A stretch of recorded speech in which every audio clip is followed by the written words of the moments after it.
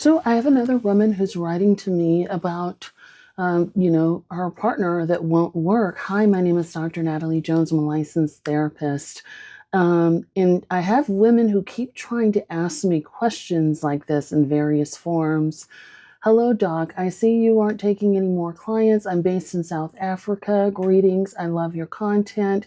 I'm from your post about men who don't work. My problem, my husband says he won't go back to full-time employment, says he's worked since he was 20. We are now 45. I have my own business, and over a year ago, I started paying him a salary just so that he could have something in his pocket. I've complained that he needs to work. He's decided that he wants to be in business. Now he is talking about starting a welding training center, which was his field. I'm concerned again that I will be covering all of the bills while he builds the center, which we don't even know will be successful. I'm over him. I'm over this relationship. How do I get through to him that I need stability from him so that I can rely on him? I'm so turned off by him. How do I proceed further? So again, I get asked this question in various forms, and I don't know any other way to put it to you simply. So I won't yammer on too much about it, but I won't keep creating posts like that because I feel like I'm at this point getting pretty redundant in what I'm saying. Um, you know, he's not going to listen to you because you're saying and doing two different things. You're not even consistent in your own actions. Um, so what that means is if you don't want to support him, then don't.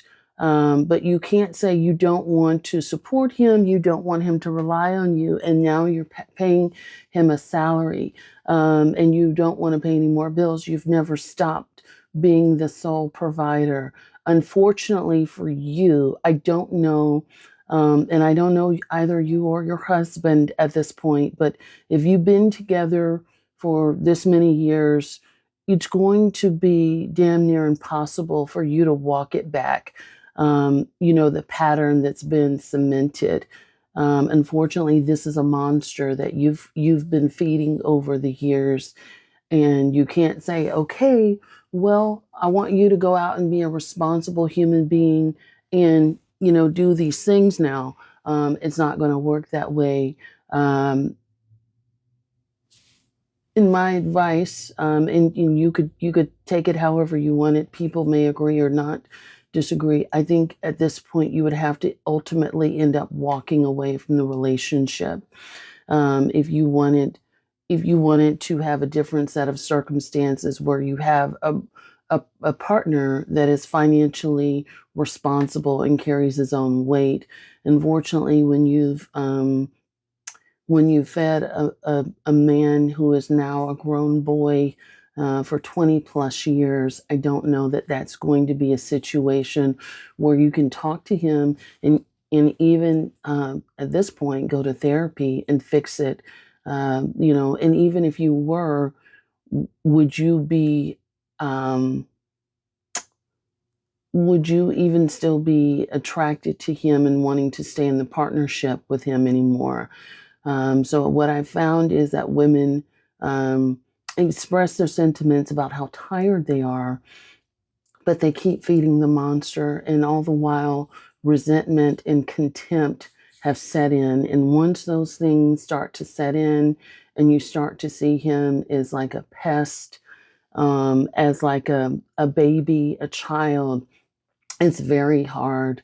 I don't know of anybody who I've ever seen that's been able to undo that dynamic and go to a fully functioning, healthy partnership and couple. So that's my answer. My answer would be you would have to walk away and you would have to do better as a person to stick to your values and not do that anymore. But otherwise, you're continuing to pay the bills. So he's not going to listen to you. He's not going to take what you say seriously. He'll put up with you being angry because you're still going to pay him a salary, you're still going to pay the bills no matter what. So you've been holding his hand this entire time. Unfortunately, you've also, and I hate to sound harsh, but you've also entertained conversations that are just outright stupid. Um, so for me, and I'm just going to put it in layman's terms, as simple as I can.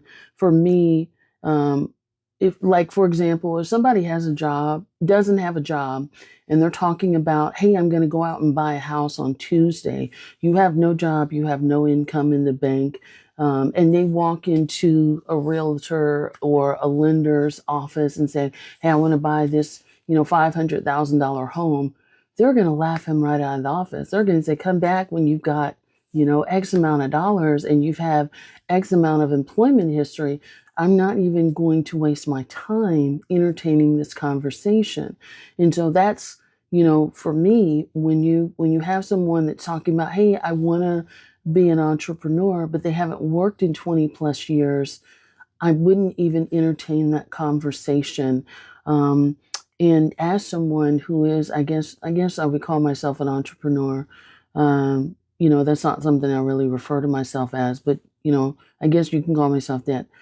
It wasn't something that I just stepped out on faith in one day and said, hey, this is like a buildup over many years to get where I'm at today. Most people are like that, where entrepreneurship can ebb and flow, and there's a buildup, but there's a plan, there's a strategy, there's a gradual accumulation of clientele and things like that.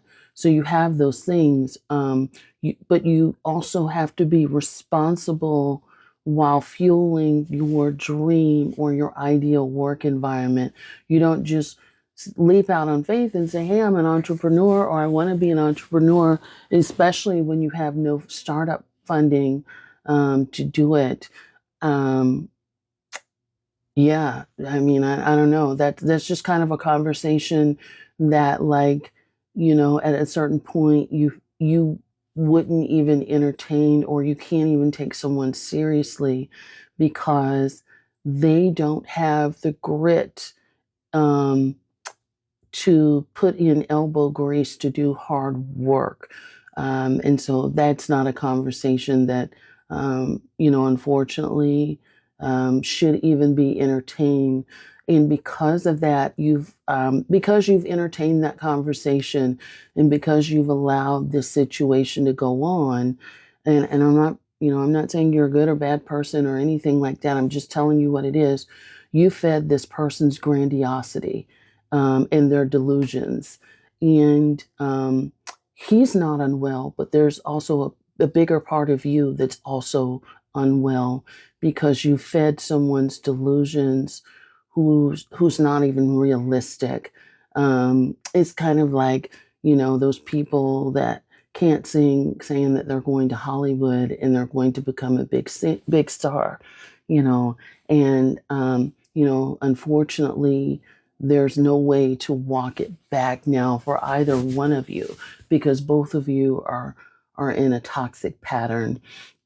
Um, you don't have a husband, you have a grown son, but there's also something for you that is very, you're not moving in the energy of a woman, and the woman that's very secure and confident and knows what she wants and won't accept less. You are moving as a girl, and a girl will fuel a boy's dream on the playground and entertain the silliness and play along with it. Unfortunately, a girl or a mom, and they will continue to play make believe with the little boy. So, my advice: go to therapy for yourself, walk away. Unfortunately, you have fed a monster for so long.